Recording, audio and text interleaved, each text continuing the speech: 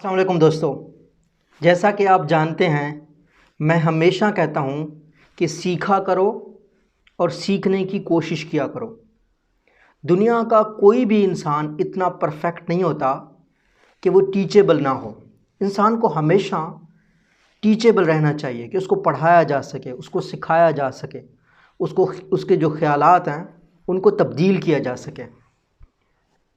मैं चाहता हूँ मैं आपसे सीखूँ।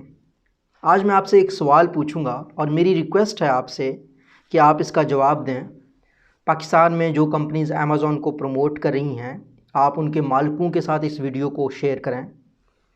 आप अपने जहन से सवाल पूछें, आप अपने वालिदैन से सवाल पूछें और इस सवाल का मुझे जवाब दें। हम सब लोग जानते हैं कि अमेज़ॉन कानूनी तौर पर लीगली पाकिस्तान में काम नहीं करता। एक चीज़ जिसका कानूनी तौर पर पाकिस्तान में कंपनी ने ऐलान किया कि मैं नहीं आता, क्या उस कंपनी के सर्विसेज को, काम को प्रमोट करना क्या कानूनी है, क्या लीगल है, क्या अखलाकी है?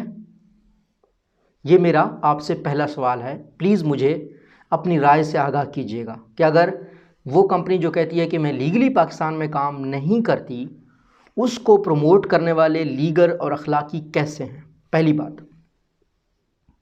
दूसरी बात, अमेज़ॉन पाकिस्तान में क्यों नहीं आ रहा? आपके जहन में क्या आता है?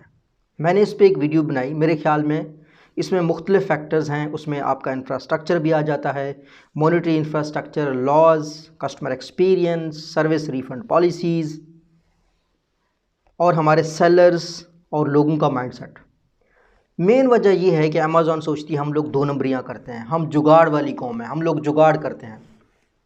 तो क्या ये जो हमारा एक ऐसी कंपनी को प्रमोट करना पाकिस्तान में, जो पहले ही कानूनी हैसियत से पाकिस्तान में नहीं है, इस तरह करना, क्या ये गैर अखलाकी या गैर कानूनी जो अमेज़ॉन का माइंडसेट है, जो बाहर की इंटरनेशनल कंपनीज़ का माइंडसेट बन रहा है, क्या ये उसको प्रमोट नहीं करता? आपके जहन में क्या क्या ख्याल आता है? और जब तक अमेज़ॉन पाकिस्तान में नहीं आता तो इसमें क्या बुराई है कि आप उन कंपनीज़ में काम करें जो कानूनी तौर पर पाकिस्तान में काम करती हैं? हाँ, ऐसा शख्स, ऐसा पाकिस्तानी जिसका भाई, जिसका बाप, जिसका रिश्तेदार पाकिस्तान से बाहर हो, उनके साथ उनकी अंडरस्टैंडिंग हो जाए कि जी आप अपने नाम पे अकाउंट खुलवा लें, कारोबार मैं करता हूँ।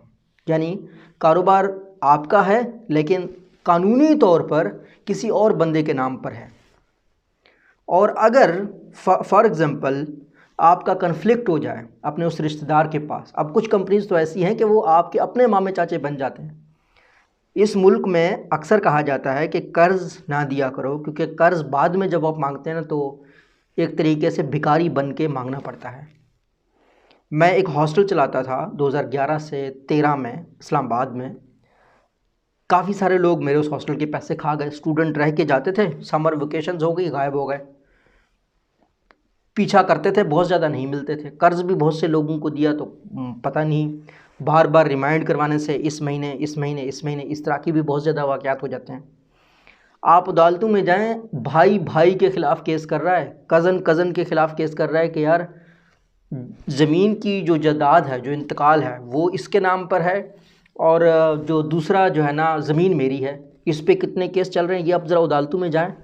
और अगर आप पार्टनरशिप ऐसे शख्स के साथ करते हैं कि कारोबार उसका, बैठे हुए पाकिस्तान में आप हैं, तो आप मुझे अंदाज़ा लगाएं कि कल अगर कोई लीगल कॉम्प्लिकेशन आ गई तो आप तो अदालत को ये भी बताने लायक नहीं है कि कानूनी तौर पर आप किसी चीज़ के मालिक हैं। आप कैसे कहेंगे जब अगला बंदा कहेगा कि यार ये तो अकाउंट ही मेरे नाम पर है, ये जो बिज़नेस है ये तो है ही मेरा।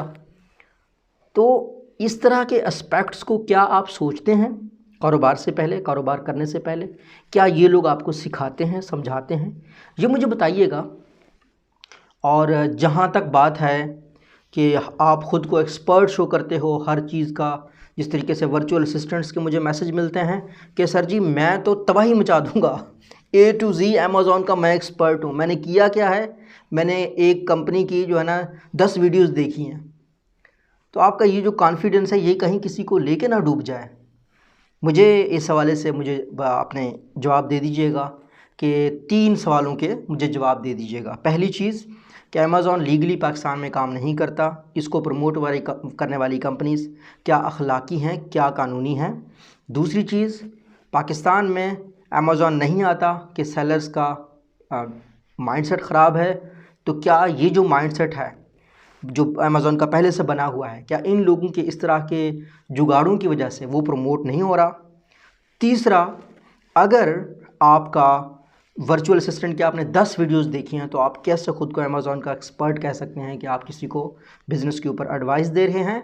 और अगर आप ऐसे बंदे के साथ कॉन्ट्रैक्ट कर रहे हैं जो आपका जानने वाला नहीं है, जो आपका दूर का लट से रिश्तेदार भी है, तो क्या आप उसके साथ कॉन्ट्रैक्ट करते हैं कि लीगली बिज़नेस तो उसके नाम पर हो, लेकिन उसके बाद बिज़नेस का आपको जो है ना किस तरीके से आप ख़ुद को सेव करते हैं। क्योंकि ये हमारे हुज़ूर पाक सल्लल्लाहु अलैहि वसल्लम का फरमान मुबारक है कि लिख लिया करो।